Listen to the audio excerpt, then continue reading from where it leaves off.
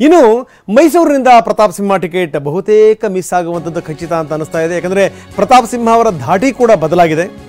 ಯಾಕಂದರೆ ತುಂಬ ಸ್ಟ್ರಾಂಗಾಗಿ ಮಾತಾಡಿದರು ಪ್ರತಾಪ್ ಸಿಂಹ. ಅದಾದಮೇಲೆ ನಾಯಕರನ್ನ ಭೇಟಿ ಮಾಡಾದ್ಮೇಲೆ ನಾನು ಪಕ್ಷದ ಕಾರ್ಯಕರ್ತನಾಗಿರ್ತೀನಿ ಅನ್ನುವಂಥ ಮಾತನ್ನು ಕೂಡ ಹೇಳಿದ್ದಾರೆ.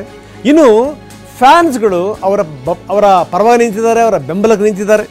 ಬಡವರ ಮಕ್ಕಳು ರಾಜಕೀಯದಲ್ಲಿ ಬೆಳಿಬಾರ್ದಾ, ಪೋಸ್ಟರ್ ಅಭಿಯಾನವನ್ನು ಶುರು ಮಾಡಿದ್ದಾರೆ. ಮೈಸೂರು ಹೈವೇ ನಿರ್ಮಾಣ ಮಾಡಿದ್ದಕ್ಕೋಸ್ಕರ ಟಿಕೆಟ್ ಇಲ್ವಾ? ಟಿಪ್ಪು ರೈಲಿಗೆ ಒಡೆಯರ್ ಅಂತ ಹೆಸರಿಟ್ಟಿದ್ದಕ್ಕೆ ಟಿಕೆಟ್ ಕೊಡಲಿಲ್ವಾ? ಪ್ರತಾಪ್ ಸಿಂಹ ಒಕ್ಕಲಿಗ ಅನ್ನುವಂಥ ಕಾರಣಕ್ಕೆ ಟಿಕೆಟ್ ಕೊಡ್ತಾ ಇಲ್ವಾ?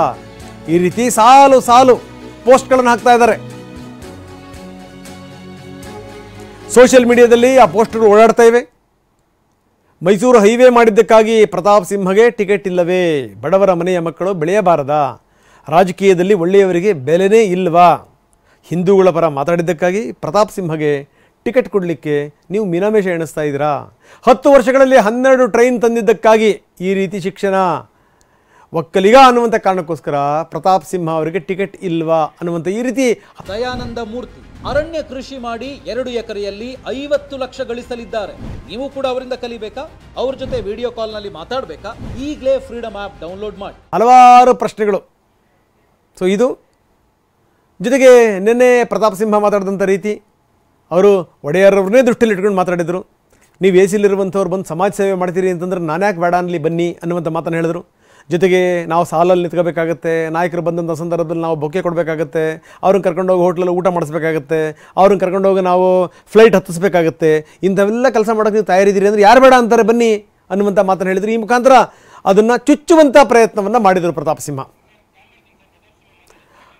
ಅದಾದಮೇಲೆ ರಾಧಾ ಮೋಹನ್ ದಾಸ್ ಅವರು ಕರೆಸಿದರು, ಪ್ರತಾಪ್ ಸಿಂಹ ಅವ್ರ ಹತ್ರ ಮಾತಾಡಿದ್ರು. ಪ್ರತಾಪ್ ಸಿಂಹ ಮಾತಾಡಾದ ಮೇಲೆ ಪ್ರತಾಪ್ ಸಿಂಹ ಅವರ ಧಾಟಿ ಬದಲಾಯಿತು. ನಾನು ಪಕ್ಷ ಏನು ಹೇಳಿದ್ರು ಕೂಡ ನಾನು ಮಾಡ್ತೀನಿ, ನನಗೆ ಟಿಕೆಟ್ ಸಿಗುವಂಥ ಭರವಸೆ ಇದೆ, ಪ್ರಶ್ನೆ ಬೇರೆ. ಆದರೆ ಪಕ್ಷ ಯಾವ ಕೆಲಸ ಹೇಳಿದ್ರು ಮಾಡ್ತೀನಿ ಅನ್ನುವಂಥ ಮಾತನ್ನು ಪ್ರತಾಪ್ ಸಿಂಹ ಹೇಳಿದರು.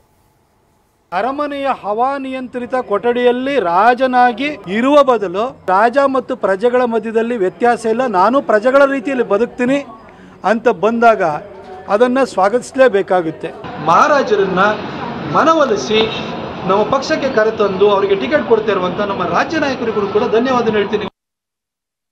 ಆವಾಗ ಈ ರೀತಿ ಡೆವಲಪ್ಮೆಂಟ್ಗಳಾದವಲ್ಲ, ನಾಗೇಂದ್ರ ಅವರು ಪತ್ರಿಕಾಗೋಷ್ಠಿ ಕರೆದ್ರು. ನಾಗೇಂದ್ರ ಅವರು ಪತ್ರಿಕಾಗೋಷ್ಠಿ ಮುಖಾಂತರ ಮಾತಾಡಿದ್ರು. ನೋಡಿ ನಮಗೆ ಟಿಕೆಟ್ ಸಿಗಲಿಲ್ಲ ಅನ್ನುವಂಥ ಸಂದರ್ಭದಲ್ಲಿ ರಾಮದಾಸ್ ಅದನ್ನು ಹೆಂಗೆ ಸ್ವೀಕಾರ ಮಾಡಿದ್ರು ಹೇಳಿ, ಆ ರೀತಿ ಸ್ವೀಕಾರ ಮಾಡಬೇಕು ಅನ್ನೋದ್ರ ಮುಖಾಂತರ ಹಿಂದೆ ಆದಂಥ ಡೆವಲಪ್ಮೆಂಟ್ಗಳಿದೆಯಲ್ಲ ಅದಕ್ಕೆ ಸಂಬಂಧಪಟ್ಟಂಗೆ ಪ್ರತಾಪ್ ಸಿಂಹ ಅವರಿಗೆ ತಿರುಗೇಟ್ ಕೊಡುವಂಥ ಪ್ರಯತ್ನವನ್ನು ನಾಗೇಂದ್ರ ಮಾಡಿದರು. ಇನ್ನು ರಾಮದಾಸ್ ಕೂಡ ಇದಕ್ಕೆ ಸಂಬಂಧಪಟ್ಟಂಗೆ ಮಾತಾಡಿದ್ದಾರೆ. ಏನು ಹೇಳಿದ್ರು ಬನ್ನಿ ನೋಡೋಣ.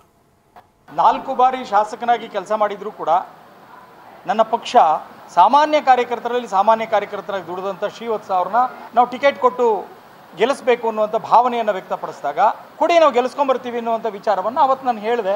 ಅಭ್ಯರ್ಥಿ ವಿಚಾರ ನಮ್ಮ ಇಲ್ಲಿ ಕೂತಿರ್ತಕ್ಕಂಥ ಯಾವ ನಾಯಕರಿಗೂ ಸಹ ಆಸಕ್ತಿ ಇಲ್ಲ. ಕೇಂದ್ರ ಮಂಡಳಿ ಏನು ತೀರ್ಮಾನ ಮಾಡ್ತದೆ ಆ ತೀರ್ಮಾನಕ್ಕೆ ನಾವೆಲ್ಲರೂ ಸಹ ಬದ್ಧವಾಗಿದ್ದೀವಿ.